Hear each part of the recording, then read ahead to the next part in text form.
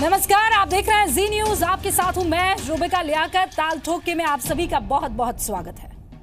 क्या तिरंगे पर फूट डालकर राज करना चाहती है कांग्रेस? ये सवाल आज इसलिए क्योंकि कर्नाटक की सिद्धारमैया सरकार राज्य के लिए अलग झंडा चाहती है और इसके लिए एक कमेटी भी बाकायदा बना दी गई है जो ये पता लगाएगी और ये संभावना तलाशेगी कि क्या ऐसा करना जायज है, क्या ऐसा हो सकता है। राज्य सरकार की दलील है कि अलग पहचान के लिए कर्नाटक का अलग झंडा होना चाहिए, लेकिन क्या पहचान के नाम पर सिद्धारमैया सरकार देश की एकता के साथ खिलवाड़ नहीं कर रही है? जो तिरंगा देश की आन बान और शान है, उसका कांग्रेस क्यों अपमान करना चाहती है? क्या पहचान के नाम पर सिद्धारमैया सरकार अलगाव के बीज नहीं बो रही है? क्या यह सरकार कर्नाटक को कश्मीर नहीं बनाना चाह रही है? देश कश्मीर में अलगाववाद की कीमत हर रोज चुका रहा है। एक अघोषित युद्ध हमारे जवान कश्मीर में लड़ रहे हैं और इस हालत में कर्नाटक सरकार अलग झंडे के नाम पर वहां के लोगों को देश की पहचान यानी तिरंगे से अलग करना चाहती है। सवाल यह भी कि जब हम एक देश एक टैक्स की तरफ बढ़ गए हैं तो झंडा अलग करने की बात क्यों की जा रही है? आज कर्नाटक सरकार ऐसा कर रही है, कल कोई दूसरा राज्य भी ऐसा मांग करने के लिए आगे आ जाएगा। फिर तिरंगे की क्या अहमियत रह जाएगी बताइए? देश धर्म के नाम पर बंटवारा पहले ही झेल चुका है और अब कांग्रेस झंडे के नाम पर बंटवारा चाहती है। आरोप लगाया जा रहा है कि कर्नाटक सरकार अगले साल होने वाले विधानसभा चुनाव में वोटों के लिए अलग झंडा चाहती है। हालांकि खुद मुख्यमंत्री सिद्धारमैया इससे इनकार कर रहे हैं, लेकिन अगर ऐसा है तो ये वाकई शर्मनाक है। वोट के लिए देश में दो झंडे को आप कैसे मंजूरी दे सकते हैं और कैसे मंजूर किया जा सकता है? और आज ताल ठोक के बहस इसी मुद्दे पर सारे खास मेहमान हमारे साथ जुड़ गए हैं। पहले ये report. Is there any provision in the constitution which is prohibiting a state to have its own flag? Any provision in the constitution? Have you come across any provision in the constitution? No, sir. There is. Did BJP people come across the provision? Then why they are raising? Why before election is this divisive politics? The election will be in the month of April, May, not now. जो केंद्र की कांग्रेस की party है, Indian national Congress, जिसकी अध्यक्षा सोनिया जी हैं और जिसके उपाध्यक्ष राहुल जी हैं, सोनिया जी, राहुल जी और इंडियन नेशनल कांग्रेस इस विषय में क्या राय रखती है, यह राय हम सोनिया जी और राहुल जी से जानना चाहते हैं। We have only one national flag. How can be a second national flag? Jammu Kashmir is an exceptional state. Karnataka can't it. I will talk to the chief minister and will seek the exact details. ऐसी मांग करने वाले राज्य में सरकार बर्खास्त करे। हम कश्मीर में भी इसलिए हमारा झगड़ा चल रहा है ना कि वहाँ 370 धारा लागू है, उनका झंडा अलग है। अगर ये पूरे देश में रहेगा तो कितने कश्मीर आप बनाओगे? हम तो वो लोग हैं, हमने तिरंगे की खातिर हरा झंडा ठुकराया था, चांद सितारा अस्वीकार किया था। हम तो चाहते हैं कि तिरंगा उसका मान बढ़े और वो स्थापित रहे। मुझे नहीं मालूम है किन परिस्थितियों में ये काम किया गया है, लेकिन ऐसी चीज़ों को हम बेहतर नहीं मानते। फिर तो जो राजा हैं जिन्होंने अपनी रियासतों का भी विलय किया है, फिर तो 582 झंडे हो जाएंगे। संविधान में उसके बारे में कुछ लिखा नहीं है। उसका मतलब है कि उसको प्रोहिबिट भी नहीं किया है, तो स्टेट अपना करना चाहे तो कर सकते हैं, लेकिन उचित ऐसा रहे कि नहीं करे, क्योंकि जब स्टेट अपना एक स्टेट करेगा फिर हर एक स्टेट अपना अपना करना शुरू कर देंगे। और जो हमारे यूनिटी का जो एक हमारा मैसेज है कि we are one, is one country. तो ताल ठोक के आज का पहला सवाल ये कि कांग्रेस कर्नाटक के लिए अलग झंडा क्यों चाहती है? दूसरा सवाल ये कि क्या तिरंगे पर फूट डालकर राज करेगी कांग्रेस? तीसरा, क्या कर्नाटक को कश्मीर बनाना चाहते हैं सिद्धारमैया? और चौथा सवाल ये कि आजादी के 70 साल बाद अलग झंडे की मांग आखिर क्यों? और ताल ठोक के आज का पांचवा और आखिरी सवाल, क्या वोट के लिए बार बार देश को तोड़ना चाहती है कांग्रेस? सारे मेहमान हमारे साथ जुड़ चुके हैं। डॉक्टर पात्रा, संबित पात्रा बीजेपी के प्रवक्ता है, बीजेपी सेंट्रल कमेटी में ओडिशा का प्रतिनिधित्व करते हैं। डॉक्टर, बहुत बहुत स्वागत है आपका। पात्रा, सुनीत चोपड़ा साहब सीपीआई के नेता है, सीपीआई की सेंट्रल कमेटी के मेंबर हैं। सुनीत साहब, आपका भी बहुत बहुत स्वागत है। शहजाद पूनावाला नेता है, youth for Congress, TV debates में कांग्रेस का पक्ष रखते हैं। शहजाद, आपका भी बहुत बहुत स्वागत है। ब्रिगेडियर मिश्रा बीडी मिश्रा साहब रक्षा विशेषज्ञ हैं, एनएसजी में फोर्स कमांडर के पद पर रहे हैं। सर, आपका भी स्टूडियो में स्वागत है। स्मिता प्रकाश समाचार एजेंसी एएनआई की एडिटर है, करीब 20 साल का पत्रकारिता का अनुभव है, कई विदेशी न्यूज चैनल्स के लिए रिपोर्टिंग की है। मैम, आपका भी बहुत बहुत स्वागत है। शुरू में आप सभी को 1.5 मिनट का वक्त मिलेगा और शुरुआत मैं आपसे कर रही हूँ शहजाद पूनावाला जी। तिरंगे से क्या आपत्ति है सर? आपको मैं बता दूं कि तिरंगा जो आया 1929 और 30 के दशक में, तो कांग्रेस पार्टी ने ही पूर्ण स्वराज की जब मांग की थी तो इस तिरंगे को अपने राष्ट्रीय मूवमेंट के हिसाब से इसको अडॉप्ट किया था। 52 साल तक आरएसएस ने इसका विरोध किया, ना अपने हेडक्वार्टर पे लगाया, और गोलवालकर जी की किताब में आज भी लिखा है कि हम इस तिरंगे को नहीं मानते और भाजपा वाले इसका खंडन करें। पर आपने जो मूल सवाल उठाया उस पर मैं कुछ डायरेक्ट जवाब, नागालैंड से बात करते हुए, नागालैंड सेपरेटिस्ट से बात करते हुए प्रधानमंत्री जी ने, मैं बता रहा हूँ, उन्होंने प्रॉमिस किया नागालैंड के सेपरेटिस्ट को कि हम लोग आपको एक सेपरेट ध्वज देंगे। ये देखिए आप, ये है। जम्मू कश्मीर में जब शपथ दिलवाई मोदी साहब ने, तो उन्होंने दो झंडों के सामने शपथ दिलवाई, सज्जाद लोन जैसे सेपरेटिस्ट को और मुफ्ती सरकार को, वो भी आपके ध्यान में है। और ये रहे येदियुरप्पा साहब बतौर CM, president of India Abdul Kalam को इस ही झंडे के साथ उनको स्वागत करते हुए और इस झंडे को उनके हाथ में देते हुए। ये 1960 से ये झंडा चल रहा है कर्नाटक का। ये उनकी एक सांस्कृतिक विचारधारा का एक हिस्सा है। किसी ने ये मांग की कि इसको बनाना चाहिए, एक लीगल ओपिनियन सीख की गई है, कुछ जवाब नहीं दिया गया है, ना कुछ फैसला लिया गया है। पर अगर यही पैमाना अगर कर्नाटक पे लगाया जा रहा है और कांग्रेस पे लगाया जा रहा है, तो इसी पैमाने से कश्मीर के 2 झंडों के सामने शपथ दिलाने वाले प्रधानमंत्री और नागालैंड के लिए सेपरेट फ्लैग की बात करने वाले प्रधानमंत्री, वो भी देशद्रोही है, वो भी देश को तोड़ने का काम कर रहे हैं। और 52 साल जिन्होंने झंडा नहीं लहराया, वो दूसरों को उपदेश दे रहे हैं झंडा अपनाने का। आरएसएस की किताब में आज भी लिखा है कि हम झंडे को नहीं मानते, तिरंगे को नहीं मानते। गोलवालकर जी की किताब में, गोलवालकर जी की किताब का खंडन करे संबित पात्रा। एक सेकंड, गोलवालकर जी की खंडन करे। सर, मेरे डिबेट शो की मर्यादा का आप बिल्कुल पालन करेंगे। मैं आपको बता दूं 1.5 मिनट आप सबको दिए जाएंगे। 1.5 मिनट के बाद आप डिबेट ओपन हो जाएगी। आपने आरएसएस का जिक्र किया, तो आप आरएसएस को फॉलो कर रहे हैं, जो आरएसएस कर रही है वो आप करना चाहते हैं। ए दूसरा, आप ये कह रहे थे कि वहां कश्मीर में 2 तिरंगों के सामने, या एक तिरंगा और एक दूसरे झंडे के सामने, तो वहां आर्टिकल 370 लागू है, ये आपको भी पता हुआ है। ठीक है, ये नागालैंड में कौन सा आर्टिकल है? इसकी ऑथेंटिसिटी मेरे पास नहीं है, इसका जवाब मैं आपको नहीं दूंगी। हिंदुस्तान टाइम्स में रिपोर्ट है कि नागालैंड को प्रॉमिस किया गया, सरकार ने खंडन क्यों नहीं किया? सिद्धारमैया की बात आप कर रहे हैं, तो बेसिकली आप यही कह रहे हैं ना कि भाई जो उन्होंने किया वो हम करना चाह रहे हैं, एज सिंपल एज दैट। अब मैं आपके पास आगे आऊंगी, इन सारे सवालों का जवाब लूंगी मैं। सर, मैं ले रही हूँ, इंडिया को ये फ्लैग दे रहे हैं, मैं ले रही हूँ सर, मैं आपके इन सारे के सारे सवालों के जवाब, और जवाब के जो सवाल उठ रहे हैं वो सब मैं लूंगी। अब आगे मैं आती हूँ डॉक्टर पात्रा।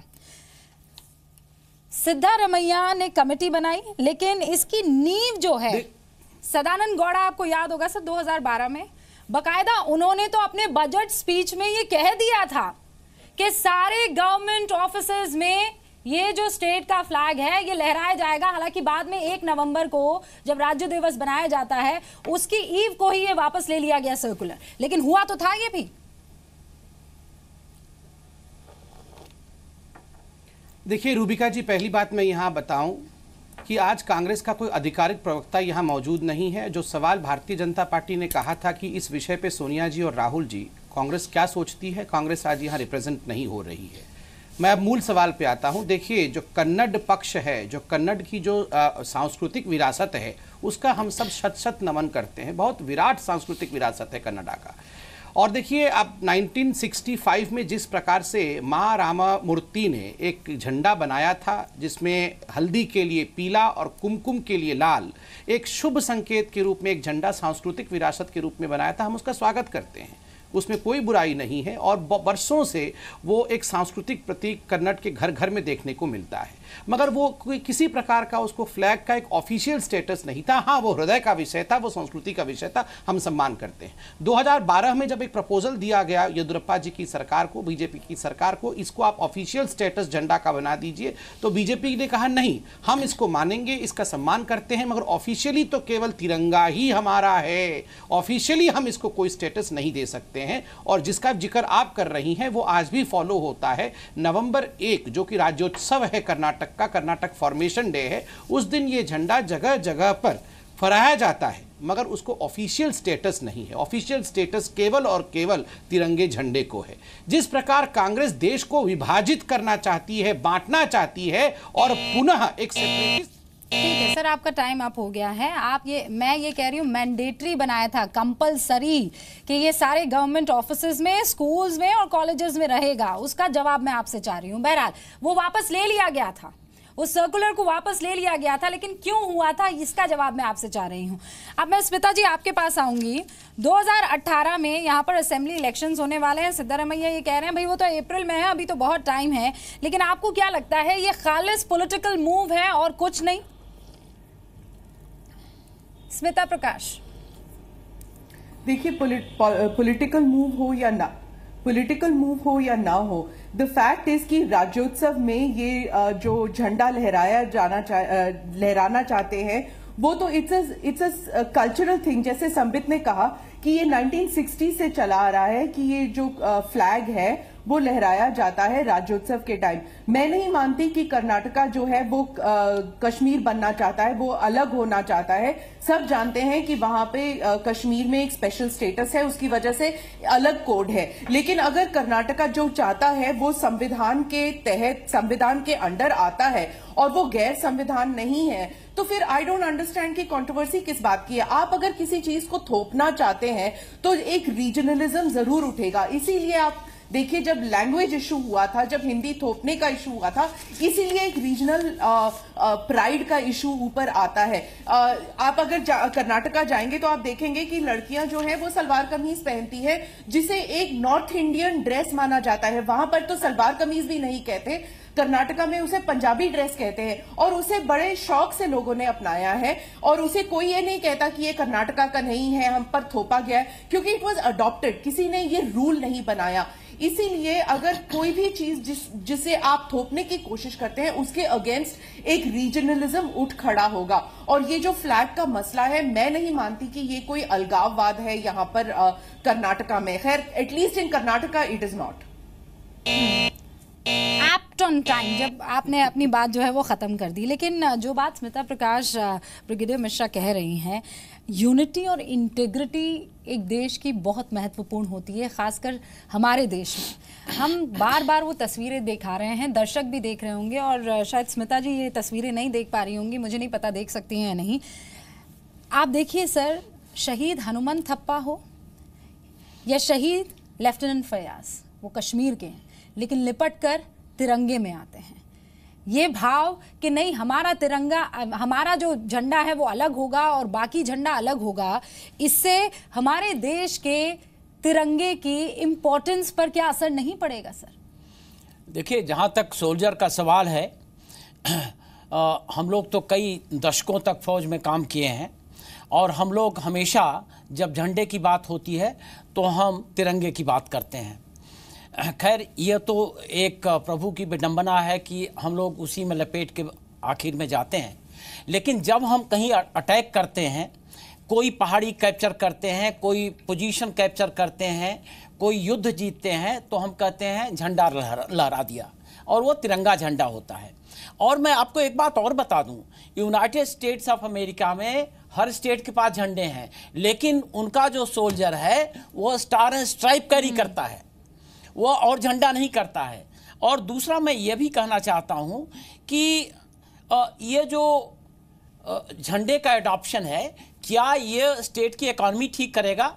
उनको जब वहाँ के लोगों को रोजी रोटी बढ़ाएगा, उनको नौकरी बढ़ा देगा, हायर एजुकेशन हो जाएगा, और वहाँ का क्या पढ़ने वाला लड़का वो ज़्यादा बुद्धिमान हो जाएगा? ये तो शोषा है, मैं समझता हूँ इसको मैं शोषा कहना चाहता हूँ अगर ऐसा होता है। इसमें कोई शक नहीं है, तमाम मंदिरों पर, मस्जिदों पर झंडे रहते हैं, अपना लहराओ। लेकिन जब देश का सवाल उठता है, जब आपके झंडे का सवाल होता है, तो एक ही झंडा होना चाहिए। कश्मीर में भी एक झंडा होना चाहिए। ये मेरा एक एक्सप्रेशन है, और यही सोल्जर भी चाहते हैं, और ये सब शोषा खत्म होना चाहिए। एक शोषा है और कुछ भी नहीं है। सुनील चोपड़ा साहब, अब मैं आपके पास आ रही हूँ, 1.5 मिनट आपके। आप इस मूव के साथ हैं या आप इस मूव के अगेंस्ट है सर? मेरा ये कहना है कि ये मूव जो हुई है, इसका भी आधार है। हमारा देश एक बहुत मजबूत गणतंत्र है। हम धर्मनिरपेक्ष हैं। हमारे यहाँ बहुत सारे भाषाएं हैं जिनको मान्यता भी मिली हुई है। हमारी गवर्नेंस में फेडरलिज्म है। जब इस पे हमला होता है तो लोग फिर अपनी आइडेंटिटी को, अपनी जो स्वायत्ता होती है उसको सामने रखते हैं। और आज हमारे देश में जिस तरह से हिंदी थोपी जा रही है, आज हमारे देश में जिस तरह से हिंदुत्व थोपा जा रहा है, हम देखते हैं कि वही लोग जिन्होंने कर्नाटक में ये झंडा, जिन्होंने नागालैंड तक में ऐसा झंडा, जिन्होंने कश्मीर में ये झंडा फहराया, वही लोग दोगला रास्ता ले रहे हैं। कोई राष्ट्रभाषा नहीं है हिंदुस्तान में इस तरह की। Look at that. हिंदुस्तान की कई भाषाएं एक जैसी हैं, रिकॉग्नाइज बाय द गवर्नमेंट। तो ये हम जब लोगों को दबाते हैं तो हम अपने देश को तोड़ने की राजनीति चला रहे हैं, क्योंकि ये लोग एक धर्मनिरपेक्ष हिंदुस्तान को मानते नहीं हैं। तो किसी ना किसी तरह पिछले। ठीक है सर, आपका टाइम आप हो गया है, लेकिन थोपी जा रही है, कौन हिंदी थोप रहा है? सर आपकी आवाज अब बजर राउंड खत्म हो गया है। रुकिए सुनीत साहब, एक सेकंड रुकिए। सुनीत साहब रुकिए। हिंदी थोपी जा रही है सर, कौन थोप रहा है हिंदी? कालिख पोती जा रही है वहां कर्नाटका में हिंदी पर।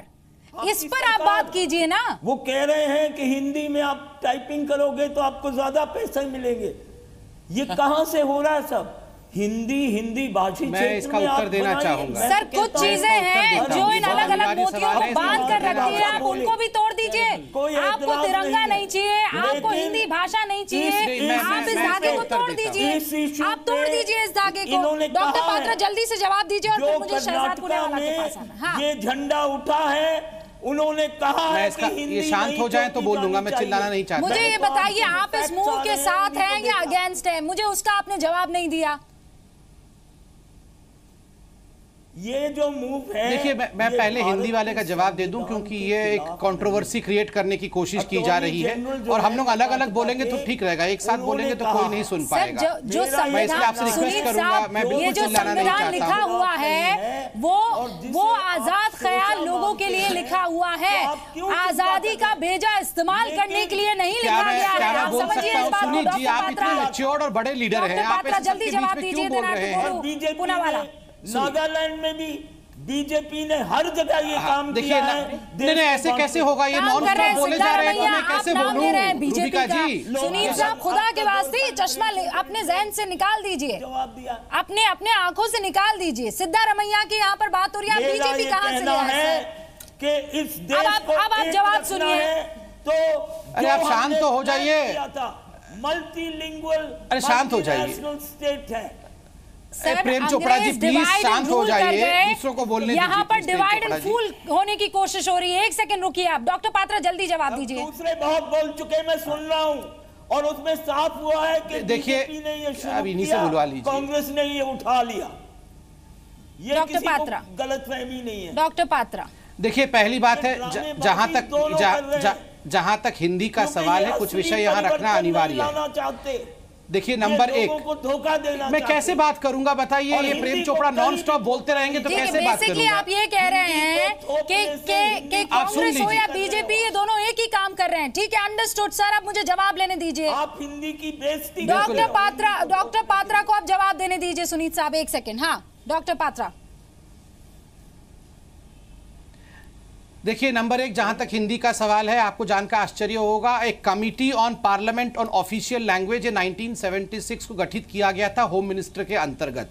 इसका 9वां अध्याय जो है उसने अपना रिपोर्ट सबमिट किया 2 जून 2011 को और इस कमेटी के अध्यक्ष पी चिदम्बरम थे। उन्होंने 117 रिकमेंडेशंस दिए, रिकमेंडेशंस जो मैंडेटरी नहीं थे। वो प्रेसिडेंट के पास गए, चूंकि सभी राज्यों से बात करनी थी, ये पूरी बातचीत करने में और पूरे विषय को समझकर साइन करने में प्रेसिडेंट ने 2017 में अपना एक्सेंट अर्थात सिग्नेचर दिया है। तो कांग्रेस के पी चिदम्बरम ने जो हिंदी वाला विषय था उस पर जो रिकमेंडेशन दिया था मोदी सरकार ने उसमें से कुछ रिकमेंडेशन, जैसे कि सभी स्कूलों में हिंदी अनिवार्य होना चाहिए साउथ में, उसको निकाल दिया। उसके बाद 2017 में प्रेसिडेंट ने रिकमेंडेशन दिया। एक बात बता दूं, ये रिकमेंडेटरी है, मैंडेटरी नहीं है, केवल प्रमोशन के लिए है हिंदी के। सभी लैंग्वेजेस का, जैसे कि तमिल का भी प्रमोशन होना चाहिए, कर्नाटक के भाषा कन्नड़ का भी प्रमोशन होना चाहिए, वैसे हिंदी का भी प्रमोशन होना चाहिए। मैंडेटरी कुछ नहीं है,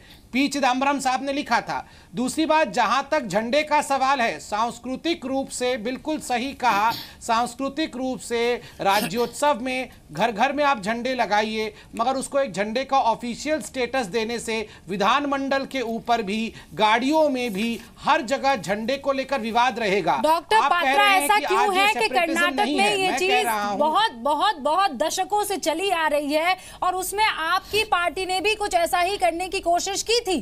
क्यों, क्या वजह है? सिर्फ वोटों के खातिर, पॉलिटिक्स के खातिर? मैं इसका उत्तर दे रहा हूं। आप सुनिए क्यों ये दशकों से कर्नाटक में चले आ रहा है। जब कर्नाटक में मां राममूर्ति नामक एक बहुत प्रसिद्ध लेखक हुए और सिविल एक्टिविस्ट हुए, जब तमिलनाडु से और बाकी राज्यों से आकर लोगों ने झंडा फहरा दिया कर्नाटक के अंदर, उन्होंने अपोज किया कि बाकी राज्य के लोग हमारे राज्य में कैसे आ सकते हैं और झंडा फहरा सकते हैं। तो मैं एक कनाडा मूवमेंट शुरू करता हूं और उसका एक झंडा रहेगा। ये झंडा 60 के दशक से चला आया। जहां तक भारतीय जनता पार्टी का सवाल है, भारतीय जनता पार्टी ने कहा कि आप झंडा जरूर फहराइए, क्योंकि हम उस झंडे के सांस्कृतिक सम्मान के साथ हैं। सर मगर प्लीज, जो मैंने आपसे बहुत ही पॉइंटेड क्वेश्चन पूछा था, इधर उधर मैं गई नहीं थी। मैंने आपको ये कह दिया था कि कर्नाटक हाई कोर्ट में चैलेंज किया गया था chief minister DV Sadananda Gowda ने, जब अपने बजट स्पीच में मेंशन किया था। सुनिए, मैं इसका जवाब देता हूं। अब एक सेकंड में आती हूँ सर, आपने अच्छा खासा टाइम ले लिया है, मेरे पास ज्यादा वक्त नहीं है। आप जवाब सुन लीजिए। ये महत्व, चूंकि इसके आपने 2 बार सवाल पूछा है, मैं 10 सेकंड में जवाब देता हूं। डॉक्टर पात्रा, एक सेकंड मेरे साथ शहीद नासिर हुसैन भी जुड़ गए हैं। जहां तक एसडी देवेगौड़ा जी का सवाल है, उन्होंने कहा था कि 1 नवंबर जो कि कर्नाटक का राज्योत्सव फॉर्मेशन डे होता है 1 नवंबर को, आप उस समय ये झंडे बिल्डिंग्स में फहराए। कोर्ट ने पूछा क्या ये ऑफिशियल कंपल्सरी था? जाएगा। Do not miss the words compulsory. Compulsory लेना पड़ा था, ठीक है, बिल्कुल कंपल्सरी फहराए, पास्ट है, मुझे बस उस पर जवाब चाहिए था, बस ओवर सर, वो चला गया, वो पास था। रूप में दिया गया। मैं पॉलिटिक्स और वोटिंग नेचर को समझना चाह रही थी कर्नाटक के। इनफ, अब मैं वो समझ गई हूँ। पुनः वाला, ये जो 2012 में हुआ, आप लोग आज की तारीख में कर रहे हैं। Are you trying to divide and fool people? ऐसा है, सुनिए, जो स्मिता जी ने बात रखी है संविधान के परिप्रेक्ष्य, तो हमेशा ही डिवाइड और फूल करते थे। Doctor Patra, please don't be funny, ठीक है? आप स्टैंड अप कॉमेडी शो पे नहीं है, प्लीज सुन लीजिए। देखिए, जो स्मिता जी ने बड़े, अरे भैया वो स्टैंड अप कॉमेडियन, आप किसी को प्रेम चोपड़ा बोल रहे हैं तो हम आपको अचंभित पात्रा भी कह सकते हैं। आपने प्रेम चोपड़ा कहा है एक सम्मानित पैनलिस्ट को, हम आपकी बात सुनते हैं। आपने हमारी भी इज्जत पे वार किया है बार बार। आप please let me make my point, please, this is not fair. मैं अपनी पॉइंट रखना है। आपने प्रेम चोपड़ा कहा है, don't try to befool the country. Prem Chopra कहा, आप दोनों के पर्सनल अटैक्स में कोई इंटरेस्ट नहीं है। मैं भी बात रखूं अपनी। सर हो गया सर, यहाँ पर मेरा एक मिनट एग्जैक्टली, तो मुझे अपनी बात रखने दे संबित पात्रा और शहजाद पूनावाला, मेरा एक मिनट मुझे प्लीज अपनी बात रखने दे, मैं गंभीर बातें रखूं। जल्दी से रखिए जी। जो स्मिता जी ने संविधान के प्रकाश में कहा है उसको आपको मानना पड़ेगा। पहले जैसे हिंदी का कह रहे थे, हिंदी हमारी राष्ट्रभाषा नहीं है। मैं चाहता हूं कि बने, वो मेरी मां की भाषा है, पर वो राष्ट्रभाषा नहीं, राजभाषा है और 22 राजभाषाएं, सबका इक्वल प्रमोशन होना चाहिए, ठीक है? तो जो बीजेपी कर रही है केंद्र से, वो एक अलग विषय है, उनको उसका जवाब देना पड़ेगा, जिससे रिएक्शन आता है। पर मेरा एक सवाल ये है कि अगर कर्नाटक ने इसको लागू नहीं किया है, आप करें तो चमत्कार, दूसरे करे तो गुनहगार। आपने नागालैंड में सेपरेट ध्वज दिया नहीं है, तो सेंट्रल की गवर्नमेंट ने अभी तक उस रिपोर्ट का खंडन क्यों नहीं किया? जम्मू कश्मीर में सुनिए, एक सेकंड, मैं आपको त्वरित जवाब दे रहा हूं, मैं आपको त्वरित जवाब दे रहा हूं, सुनिए मेरी बात सुनिए। आज के टॉपिक को धूमिल मत कीजिए, मुझे ये बताइए, एक लाइन में जवाब दे रहा हूं, एक लाइन में मुझे ये बताइए, ये कमेटी बनाकर सिद्धारमैया ने ठीक किया है? आप चाहते हैं वहां पर अलग एक फ्लैग हो? ऐसा है, उनकी कमिटी ये एग्जामिन कर रही है कि यार लीगली पॉसिबल है या नहीं, क्योंकि अलग अलग विचारें हैं। पर मैं आपसे कह रहा हूं जो आरएसएस इनकी तंजीम है 1947 में ऑर्गेनाइजर में लिखती है कि हम ट्राई कलर को शैतान का रंग मानते हैं और उसको नहीं मान सकते और भगवा झंडा होना चाहिए। इसका खंडन क्यों नहीं करते? क्योंकि जो लोग वन नेशन वन फ्लैग की बात करते हैं वो दो झंडों के सामने शपथ भी दिलाते हैं। हमने 2 पीएम होते थे इस देश में, हमने 2 पीएम को 1 पीएम किया, 1 सीएम बना दिया जम्मू कश्मीर में सादिक को। आप 2 तिरंगे खत्म की, 2 झंडे खत्म करने की इनकी हैसियत है जम्मू कश्मीर में? आज सरकार केंद्र में है, आज सरकार इनकी राज्य में, करके दिखाए, करके दिखाए इनकी हैसियत को। कश्मीर बनाना चाहते हैं कर्नाटक को? नहीं, बिल्कुल नहीं। पर आरएसएस क्यों नहीं मानती हमारे तिरंगे को? ये सवाल इनसे भी पूछा जाना चाहिए। ये सत्ताधारी पार्टी है, ये इनकी मां जननी है आरएसएस, तो क्यों नहीं मानते हमारे तिरंगे को? असल में अलगाववाद, बीजेपी तो आरएसएस से निकली है, बीजेपी आरएसएस से निकली है, अलगाववाद ये फैला रहे हैं जब ये तिरंगे को नहीं मानते। तो सिद्धारमैया आरएसएस से है सर? सिद्धारमैया ने माना नहीं है कोई फैसले को, इसीलिए सिद्धारमैया लीगल ओपिनियन मांग रहे हैं, तो उसमें क्या गलत है? संविधान में कहां लिखा नहीं हो सकता? आपने ये तस्वीरें देख रहे हैं शहजाद पूनावाला के? तो येदियुरप्पा ये भारत का झंडा लेके घूम रहे हैं। ये भारत का झंडा है येदियुरप्पा के हाथ में। सर ये कौन सी तस्वीर आप लेकर आए हैं? ये टाइम्स ऑफ इंडिया। अच्छा, आप टाइम्स ऑफ इंडिया को नहीं मानेंगी? आप हिंदुस्तान टाइम्स में अब्दुल कलाम आजाद के प्रेसिडेंट अब्दुल कलाम के साथ तस्वीर नहीं मानेंगी? शहजाद पूनावाला, आप लेफ्ट राइट जाकर आज जो हुआ है उससे किनारा नहीं कर सकते हैं। आप क्या कहना चाह रहे हैं कि अगर आरएसएस ने ये किया है, अगर ये किसी और ने किया है तो हम भी करेंगे? बेसिकली आप नहीं कह रहे हैं ना उन्होंने कुछ किया है ना हमने कुछ किया है। अगर किसी के सेंटिमेंट को एग्जामिन करने के लिए लीगल ओपिनियन लिया जा रहा है तो उसमें क्या दिक्कत हो रही है? ब्रिगेडियर मिश्रा, यहाँ पॉलिटिक्स के खातिर कुछ भी होता रहे, लेकिन हमारा जवान जो है जब शहीद होगा उसका वो एक ही तिरंगा होगा। क्या ये चीज किसी भी पॉलिटिकल आदमी के जहन में कभी नहीं बैठ सकती है? मैं 2 बातें कहना चाहूंगा।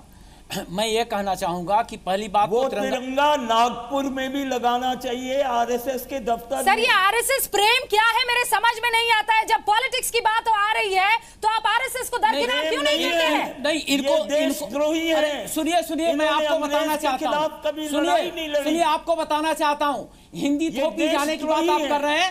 केरल में ईएमएस नंबूदरीपाद चीफ मिनिस्टर थे। आपको मालूम है ईएमएस नंबूदरीपाद किस पार्टी के थे? उन्होंने हिंदी कंपलसरी किया था। आज भी केरल में हिंदी कंपलसरी है। अब उसका इंपैक्ट मैं आपको बताता हूं। मैं मैड्रास रेजिमेंट का हूं। मेरे रेजिमेंट में 33% तमिल, 33% केरल, 16% आंध्रा के और 8% कर्नाटका के लोग हैं। चूंकि केरल में हर बच्चा कंपलसरी हिंदी पढ़ता है, तो जब वो आर्मी में आता है जवान तो हिंदी के एग्जामिनेशन पास कर लेता है।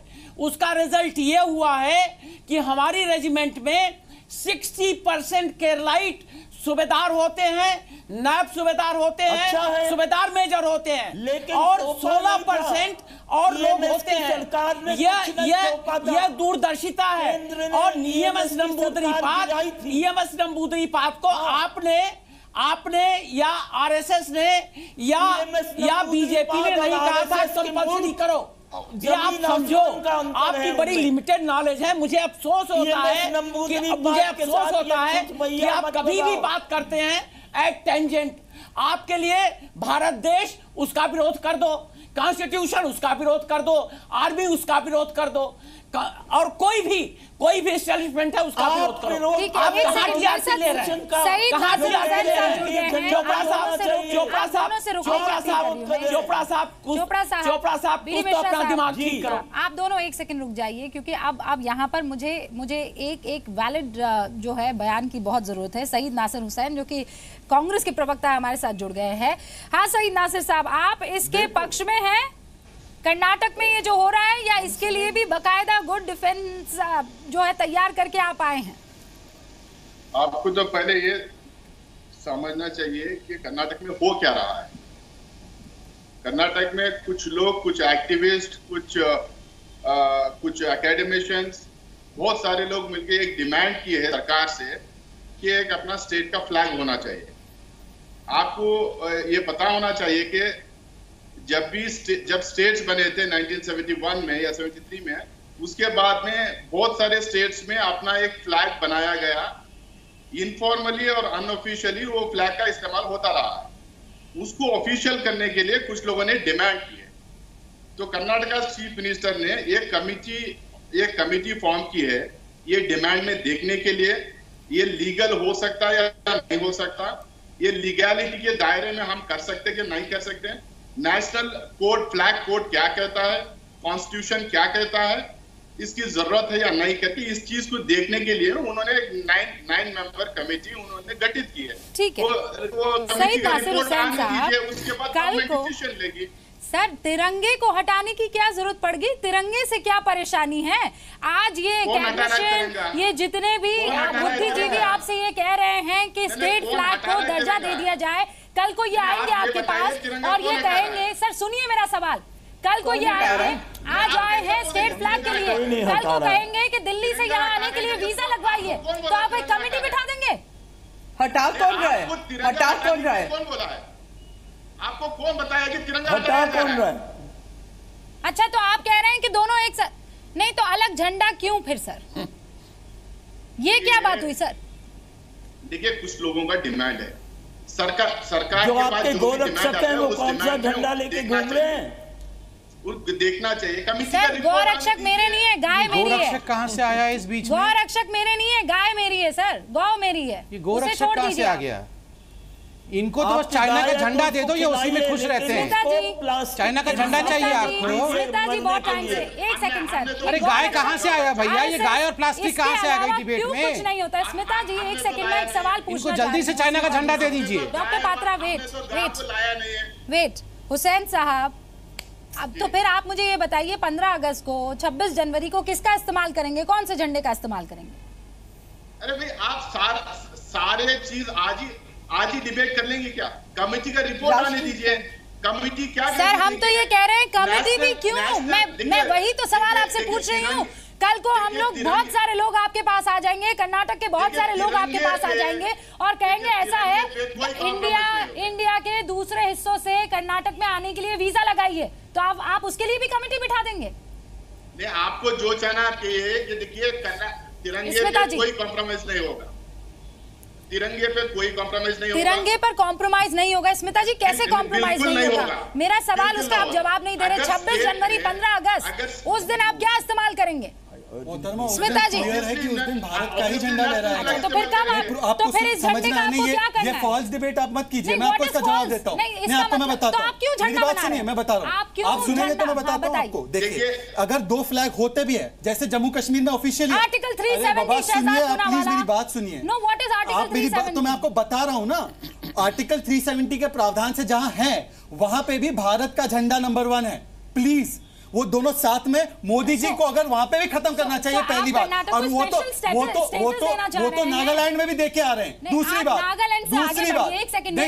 आप सुनिए ना, नहीं आप सुनिए ना, आपको स्पेशल स्टेटस का दर्जा देना चाहते हैं आप? जहां तक सवाल है वीजा का, ये डिमांड वीजा की है, ये डिमांड एक लेजिटिमेट डिमांड जो कॉन्स्टिट्यूशनल में है, जिसको एडवोकेट जनरल ने कहा कि it can be a possible demand, जो स्मिता प्रकाश भी कह रही है। वीजा की डिमांड करना कॉन्स्टिट्यूशनल है क्या? वो सिटीजनशिप एक्ट के तहत है? बात सुनिए, शहजाद पुनावाला, अब कौन सी दो ये चीजों को बात मिला मैं रही है? पहले ही कह चुकी हूँ, कॉन्स्टिट्यूशन आजाद ख्याल लोगों के लिए बनाया गया, उन लोगों के लिए नहीं जो आजादी का बेजा इस्तेमाल करे। आप मिला नहीं सकती, ये एक फॉल्स इक्विवेलेंस है, ये एक फॉल्स इक्विवेलेंस है। स्मिता प्रकाश,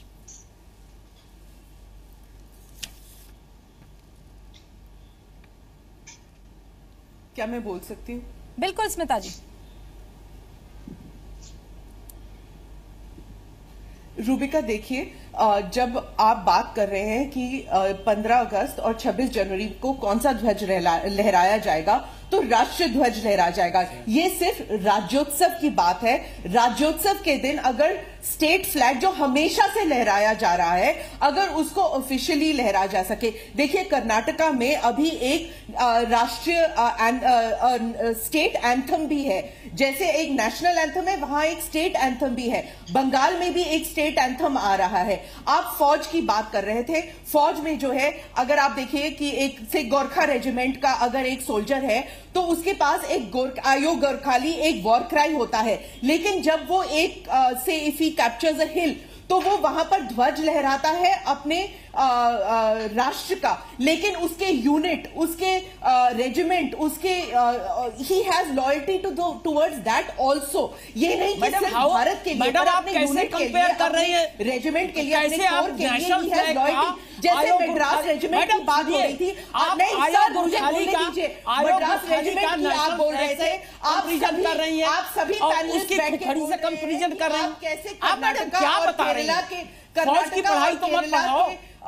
आप कह रही हैं कि फौज में आयोग खाली है। अगर आप फौज को रिप्रेजेंट करते, मैं भी देखिए फौज का हर आदमी फौज के बारे में आपको मालूम है कि कैप्टन बत्रा जब कारगिल में मैं भी फौजी स्कूल में पढ़ चुकी हूं, मैं भी जानती हूँ फौज के बारे में।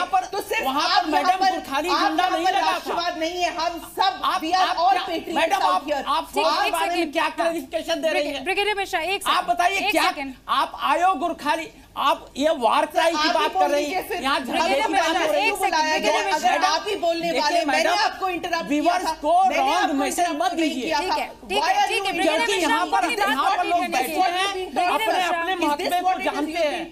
अब आप व्यूअर्स को रॉन्ग मैसेज फौज के बारे में दे रही हैं। ठीक है ब्रिगेडियर मिश्रा एक सेकंड, राष्ट्रभाषा कहाँ का है आप बताइए हमें। शहजाद पुनावाला एक सेकंड रुक जाइए, आप हिंदी में बात देखिए बात सुनिए,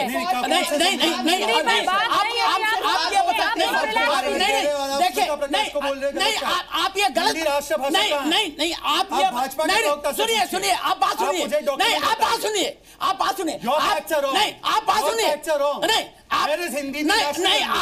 नहीं आप ये बताइए नहीं आप बताइए मेरी टिप्पणी क्या हुई क्या हुई नहीं आपको किसने बनाया फौज का सबसे ज्यादा पढ़े लिखे आप जानते हैं। देखिए बात सुनिए मैंने उनकी टोकाई की है। आप संविधान पढ़े हैं? सुनिए 100 मैं LLB पास हूँ फर्स्ट क्लास। तो आप बताइए नेशनल लैंग्वेज का जिक्र कहाँ है?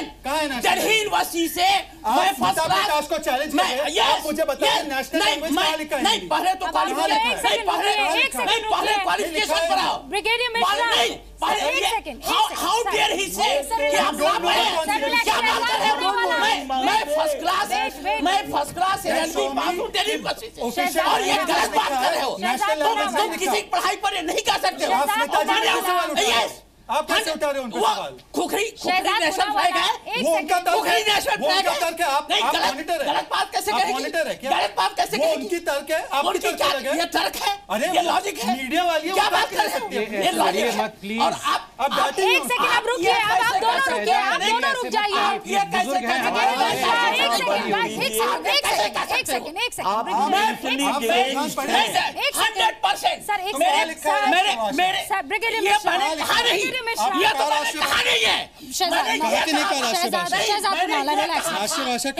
रुकिए।